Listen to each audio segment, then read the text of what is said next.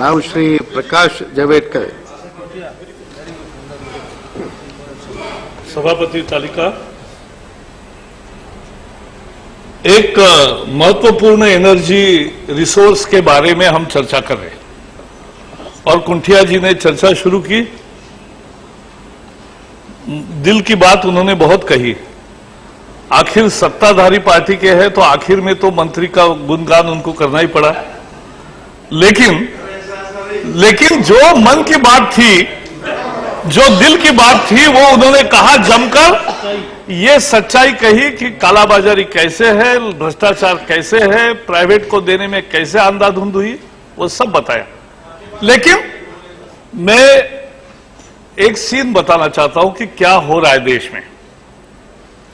आपने न्यूज पढ़ी होगी कि लगभग सारे पावर प्लांट कोयले के अभाव से जूझ रहे हैं।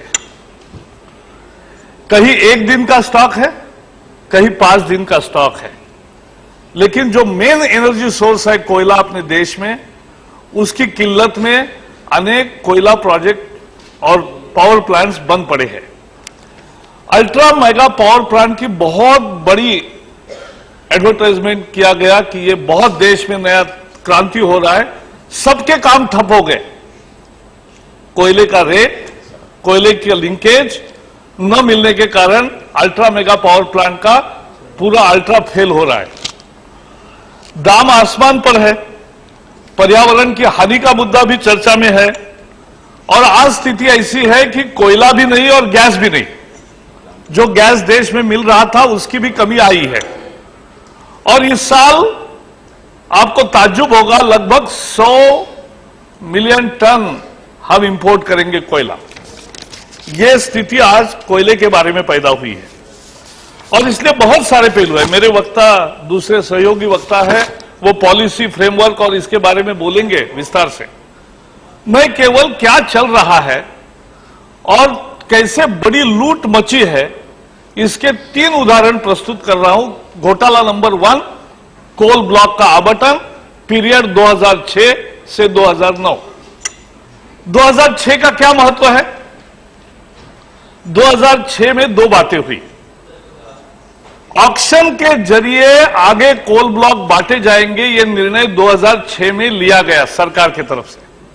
और सारे इंडस्ट्री को पता चला कि अब आने वाले दिनों में कानून पास होगा और कोयला खदानें केवल नीलामी से बेची जाएगी। दूसरा महत्व है 2006 का, क्योंकि कोयला मंत्रालय सीधे प्रधानमंत्री के कब्जे में आया, यानी प्रधानमंत्री ही कोयला मंत्री बने। तो दोनों चीजें महत्वपूर्ण है।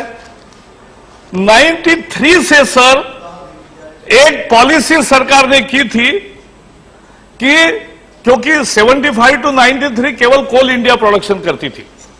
93 में सरकार ने यह तय किया कि जो पावर प्रोजेक्ट्स है खुद के, जो स्टील इंडस्ट्री है और जो सीमेंट इंडस्ट्री है, इन 3 इंडस्ट्री के अगर कल कारखाने कोई कोल ब्लॉक मांगते हैं तो कैप्टिव यूज के लिए उनको दिया जाएगा। और मेरे पास 93 से चार्ट है सर, 93 से चार्ट है हर साल। और मेरे सवाल के जवाब में भी मंत्री महोदय ने दिया है, कभी 2 ब्लॉक दिए, कभी 3 ब्लॉक दिए। निजी कंपनियों की बात कर रहा हूं मैं, प्राइवेट कंपनीज, और कभी 2 दिए, कभी 3 दिए। लेकिन अचानक 2006 के बाद एक 2020 का मैच जैसे शुरू हो गया। हर साल लगभग 20-20 कोल ब्लॉक्स बड़े मायने में प्राइवेट कंपनियों को दिए गए। 17 billion tons of coal reserves of 73 coal blocks were allotted to 143 private companies worth rupees 51 lakh crore of rupees। 51 lakh crore of rupees की देश की संपत्ति मुफ्त में दे दी। अब मुफ्त में थोड़ी सारी चीजें होती है, बहुत फिर अंदर क्या क्या होता है आपको तजुर्बा है, सबको मालूम है क्या होता है।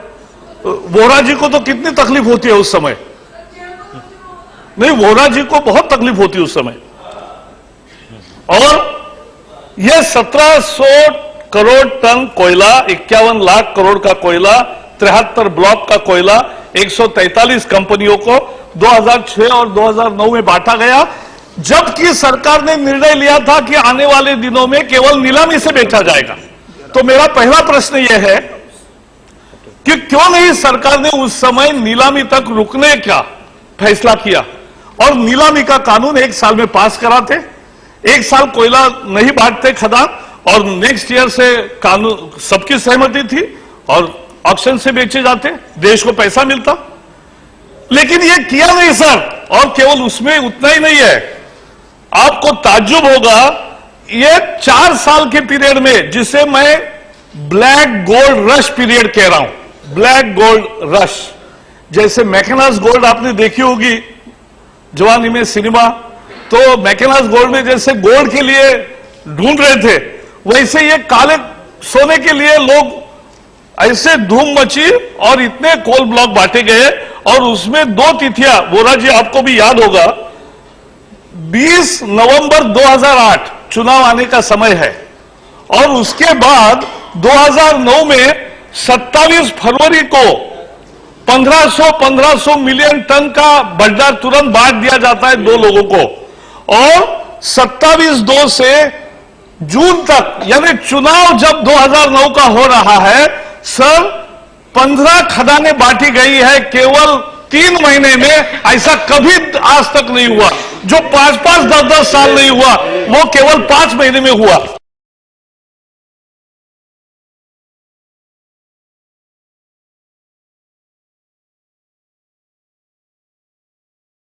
जो 5-5, 10-10 साल नहीं हुआ, वो केवल 5 महीने में हुआ।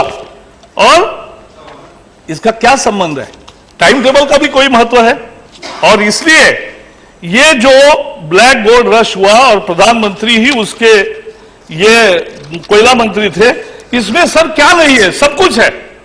एक हिंदी सिनेमा में जैसा सब कुछ होता है और 2G में जैसे सब कुछ है, वैसे 2G जैसा हर चीज इसमें भी है। चहेतों को दिया, उसकी कहानी मैं घोटाला नंबर 2 में बताऊंगा। लेकिन जिनका कुछ नहीं, कैप्टिव यूज के था, जिनकी फैक्ट्री खड़ी है उनको देना था, जिनकी फैक्ट्री खड़ी नहीं है, जिनके फैक्ट्री का परमिशन भी नहीं है, जिनका फैक्ट्री केवल कागज और अर्जी में है, उनको भी कोयला खदानें दी गई। यह घोटाला है सर, जिसकी जांच होनी चाहिए। केवल यह नहीं, खदानें सर दूसरे को बेची।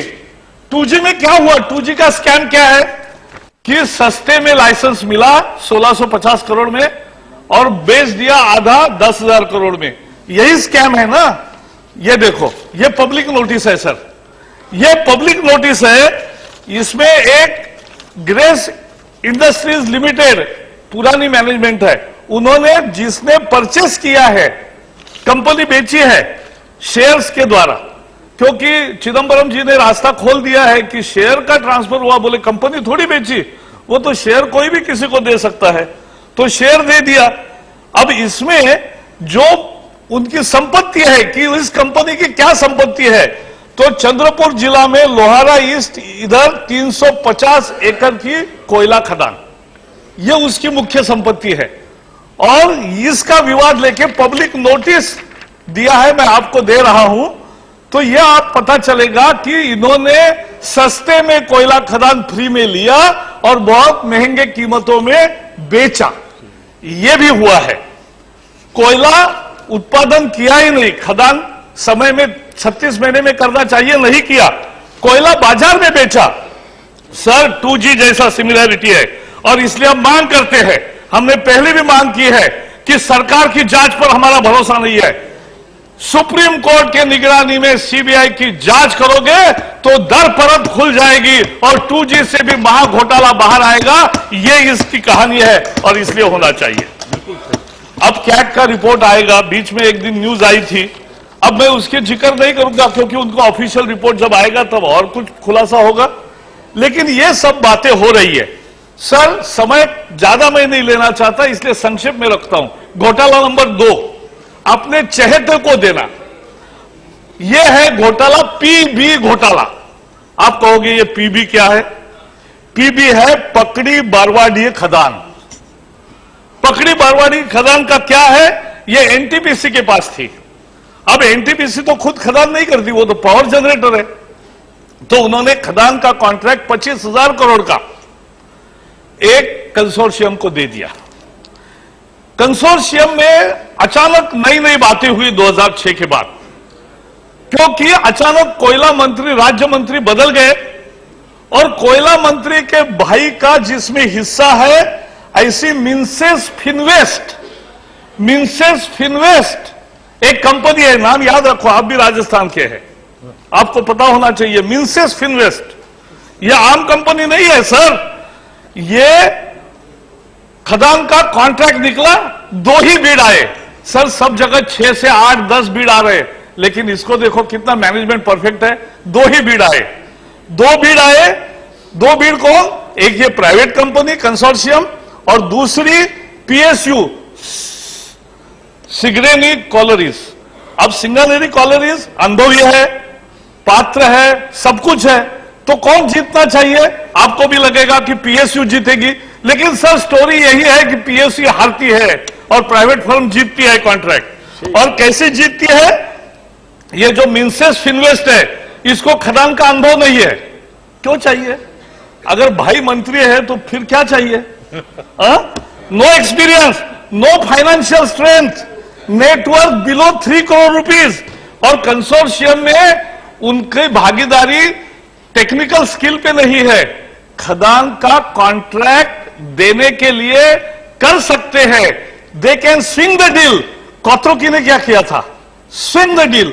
वो एई कंपनी थी, ये एमएफ कंपनी है, मिन्सेस फिनवेस्ट, और ये हो रहा है और इसलिए ये काम हुआ। इसमें क्या क्या बातें हुई सर, मैं स्पेसिफिक बता रहा हूं।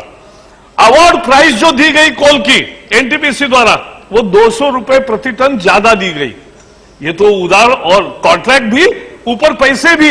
केवल इससे लाभ नहीं हुआ, ये काम करना चाहिए उस कंपनी ने खुद के पैसे डालकर, लेकिन एनटीपीसी मेहरबान तो सर क्या करेगा, कोई कोयला मंत्री है, एनटीपीसी भी मेहरबान है, तो हो गया 200 करोड़ एनटीपीसी ने ऊपर दे दिया। आप खदान भी करो, प्रॉफिट भी लो और हमारे से 200 करोड़ और भी ले लो खर्चे के लिए, खर्चे पानी के लिए पैसा भी 200 करोड़ रुपए दे दिया। और उस रीजन में जितना खदान का खर्चा है उससे ज्यादा खर्चा हुआ। और ये कौन कह रहा है? प्रकाश जावड़ेकर नहीं कह रहा है, क्योंकि हम तो उसके टेक्निकल एक्सपर्ट नहीं है। ये कह रहा है एनटीपीसी के एडवाइजर्स। कौन एडवाइजर है? मेकॉन। और कौन है? सीएमपीडीआई। कौन है सीएमपीडीआई? एक तरह से डायरेक्टर हाइड्रोकार्बन होता है, वैसे है, डीजे हाइड्रोकार्बन है, वैसी अथॉरिटी है। अब निगोशिएशन 2 साल लगे, निगोशिएशन को इतना लंबा नहीं समझ देता, ये सीवीसी के गाइडलाइन के खिलाफ है, लेकिन निगोशिएशन करते रहे, कंपनी मांगती रही, एनटीपीसी देती रही। सर एक बार इतना ही नहीं हुआ, लेकिन जैसे निगोशिएशन समाप्त हुए 2 महीने में डायरेक्टर की 4 मीटिंगें तुरंत होती है, हर 15 दिन में मीटिंग, जल्दबाजी, और तुरंत कॉन्ट्रैक्ट दिया जाता है। 25,000 करोड़ का कॉन्ट्रैक्ट दिया, कैबिनेट को बताया भी नहीं, कैबिनेट के पास नोट भी नहीं भेजा, सीसीएफ जो बॉडी है सीसीएफआई, उसको भी बताया नहीं, और इससे loss to NTPC is 6,000 crore rupees. ये 6,000 करोड़ एक कंपनी को मुनाफा पहुंचाने के लिए आपने किया है, और इसलिए इसका भी जांच होनी चाहिए। घोटाला नंबर 3 सर सिस्टम का है। ये 10% कोल इंडिया ऑक्शन करती है, ई ऑक्शन बोलते हैं। किसी को लगेगा अच्छी चीज है, लेकिन ये काहे के लिए शुरू हुआ कि छोटे लोगों को, छोटे उद्योगों को जो छोटा छोटा कोयला लगता है वो मिल जाए, और इसके लिए ई ऑक्शन शुरू हुआ। अब स्केर्सिटी है, प्राइस बढ़ती है, लेकिन ये ट्रेडर को बेचा जाता है, ट्रेडर को भी इसमें सहभाग देने की अनुमति है। क्यों? जो उत्पादक है, छोटा उत्पादक है, वो लेगा, लेकिन वो नहीं लेगा, ट्रेडर लेगा, और वो 4 गुना दाम पर फिर छोटे उद्योगों को बेचेगा। यहां छोटे उद्योग मरते हैं सर, कोल की कीमत देते देते चीन उनको मदद करता है। तो ये एक बड़ा घोटाला है। और ये सब घोटाले कितने बताऊं मैं? कोयला कितना भी घिसो काला ही होता है जी सर, उसमें क्या करोगे? और ये सत्तारूढ़ दल की प्रतिक्रिया बिल्कुल साफ है सरकार की। बोफोर्स पर भी क्या हमने सुना है, भूले नहीं हम, कि this is not true, baseless. आज जो विपक्षियों ने आरोप लगाए वो गलत है सारे। फिर कहते हैं कि कोई मिडलमैन नहीं था, कोई किसी को लाभ नहीं दिया है। फिर कहते हैं इसमें कोई पीएम नहीं थे, पीएम का कतई संबंध नहीं। फिर कहते मैं नहीं था, मेरे रिश्तेदार नहीं थे।